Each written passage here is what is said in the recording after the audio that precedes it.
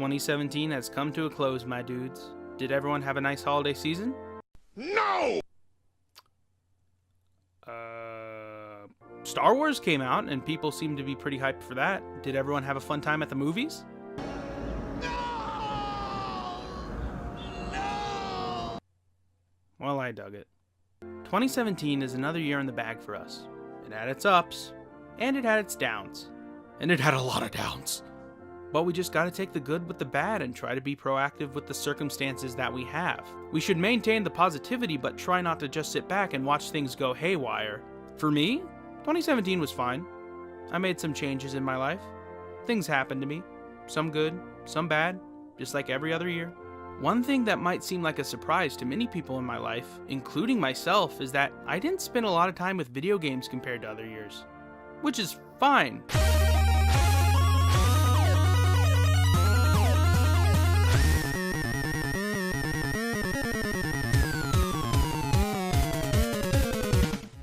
I still played them, I got to use a lot of them for what I do on YouTube, and I'm still fascinated by them, even though the art form and the community surrounding it has changed significantly. Again, good and bad.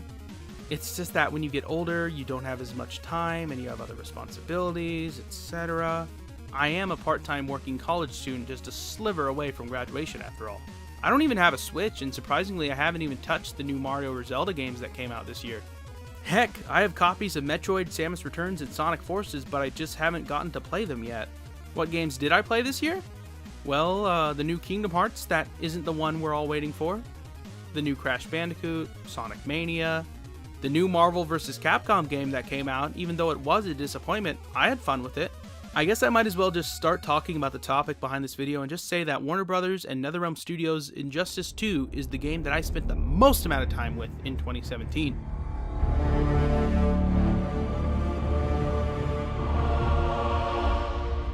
I do actually have a history with the first game and some of NetherRealm's other titles, including the big one. I remember picking the first Injustice game up and not really digging the controls and its Mortal Kombat-esque playability. But after I revisited it and completed the story mode, I really liked it. There was so much polish and care taken to the game and how it played, but I really enjoyed how it played with the DC Comics characters. It was a change-up in making the game feature evil versions of the likes of Green Lantern and Wonder Woman, even though that's a concept not exactly foreign to the source material. But the big thing was making Superman essentially a fascist dictator that conquered the world and actively suppresses and even kills people. What the game does that makes this excusable compared to other Superman stories, however, is the developers totally understood what they were doing with that creative choice and decided to tell a smart story around that idea. These duplicates. Do you think there's a Lois where they come from? There was only one Lois. It is an alternate universe story, but I dug the heck out of really almost every aspect of it. The little nuances in the characters, the philosophical dilemma of going about tackling evil as wonderfully explored in other superhero stories. I would even go far as to say it's a pretty good Superman story, putting the character in a similar position as to something like he was in Superman Red Son, or some episodes of the 2000s Justice League cartoon. Should you really put the world in a bottle, Superman? Should ya? And it's also fun to play. Every character feels super unique and they don't feel like they handle quite the same. Here, employing a light, medium, heavy system of basic attack inputs with a special face button for a character's specific power or ability. Sometime after the first game, I didn't think it would be long until we saw something of Injustice again. Mortal Kombat got another game that was technically the second in its reboot series, so why not? And we did! I won't hurt you unless I have to. You're gonna have to. We do this. That never happens again. You're right to be angry, but it's not a blank check.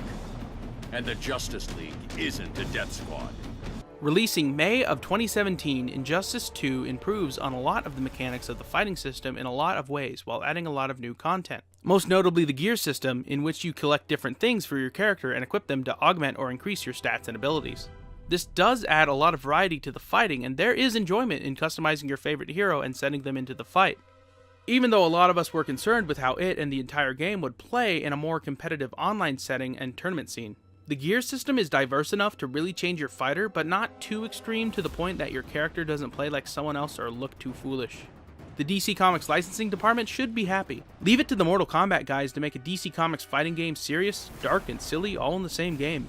I do have mixed feelings on the story mode. While it does have improved options and presentation features going on, I feel like it's a downgrade from what we had from the previous game. It's an alien invasion story featuring the alternate Earth from the last game without much of the big idea themes and questions, even though it does feature a cool villain as the big baddie. I don't hate the story mode in this game, it's just that its strongest parts are at the beginning and the very end when it does deal with the subject matter of Injustice: Gods Among Us. How many more innocent people die before you accept that some lives need to be taken? Picking your character from a selection of 2 in certain chapters for different pieces of dialogue and an entirely different conclusion to the story mode is cool though. I think I got this.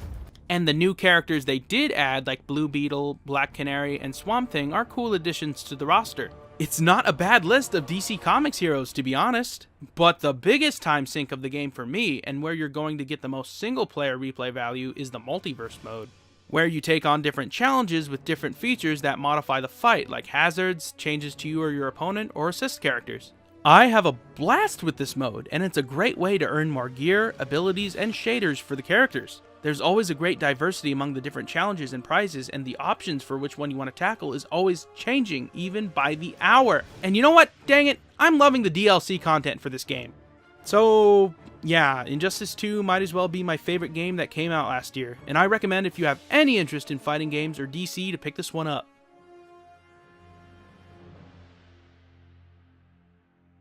"2017 was a complicated year for all, but as long as we keep at it, we will come out better than us just giving up, and I plan to be there with you along the way, with games, with movies, with the internet, with this channel.